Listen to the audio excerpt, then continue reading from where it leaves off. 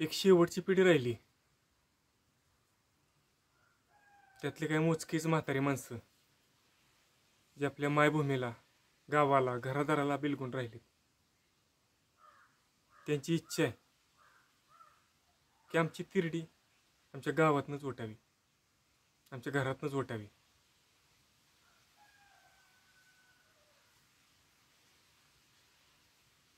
पाखरं मोठी झाली, घरटे ओस पडली, पोरं बाळ, सुना, नातवंड सगळी पुण्या मुंबईला गेली. पण काय मोजकीच ही जुनी झाडं इथल्या मातीला घट्ट धरून राहिली. मी पुण्यापासून कोल्हापूरपर्यंत ह्या सह्याद्रीवरच्या घाटमाथ्यावरच्या बऱ्याचशा गावातनं हिंडलोय. धरणात उठलेली, पुनर्वसन झालेली, जागा मिळेल तिथं डोंगरात, जंगलात घर करून राहिलेली अशा बऱ्याचशा लोकांच्यात राहिलोय मी. त्यांचं रोजचं जगणं, त्यांचा रोजचा संघर्ष, त्यांची सल, अशा बऱ्याचशा गोष्टी अनुभवल्यात मी.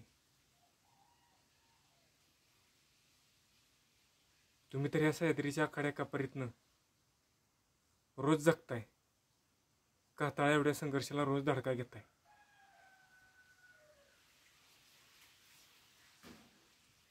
ह्या गावांचं स्मशान नाही झालं पाहिजे बघ, स्मशान नाही झालं पाहिजे. ही माणसं, ही गावं, ही जगली पाहिजेत. नुसती जगली नाही तर गजबजली पाहिजेत. गोकुळ झालं पाहिजे त्यांचं, खरंच गोकुळ झालं पाहिजे, तरच अर्थ आहे. नाहीतर सगळं व्यर्थ आहे, सगळं व्यर्थ आहे.